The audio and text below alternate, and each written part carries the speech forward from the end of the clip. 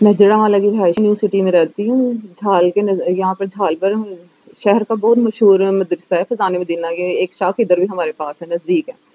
तो मुझे बच्चे को कुरान हिफ्ज करवाने का बड़ा शौक था, हम दोनों मियाँ बीवी को। तो मैं चाहती थी कि मेरा बच्चा कुरान हिफ्ज कर ले।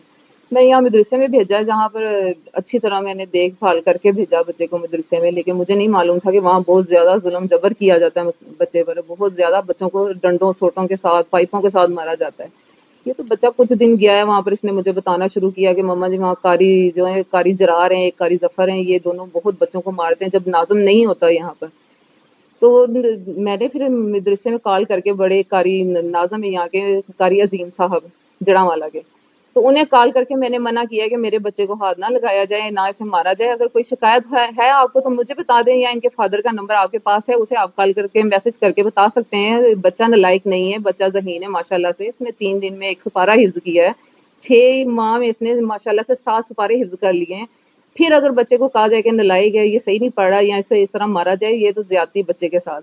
अब परसों ये 6 तारीख की बात है, सुबह 9 बजे बच्चे ने इस सबक में हल्की सी गलती की है, मिस्टेक होने की वजह से कारी साहब ने इसे गैस की पाइपों के साथ मारा पीटा है, जिससे इसकी हालत खराब हुई। तो इसके दोस्त वहां से पास ही क्लिनिक वहां लेकर गए, जहां इंजेक्शन वगैरह लगे। इसकी जरा तबीयत संभली है तो इसे फिर जब से वो बच्चे ले गए, बच्चों को भी नहीं आया कि ये इसे घर भेज दें, या कारी साहब भी इसे चले घर भेज दें, इतनी ज्यादती हो गई है तो घर भेज दें हमारे पास।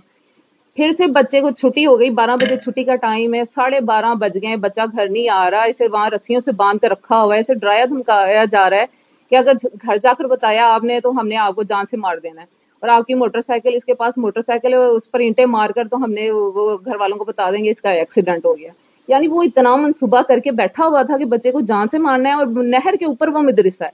बताएं, अगर वो 1 या 2 बजे बाकी बच्चे भी चले जाते, उस कारी ने इस बच्चे के साथ क्या सलूक करना था? इसे जान से मार के चाहे वो नहर में बहा देता, हमें क्या पता चलना था कि वो हमें बता देता कि बच्चा तो छुट्टी टाइम घर चला गया।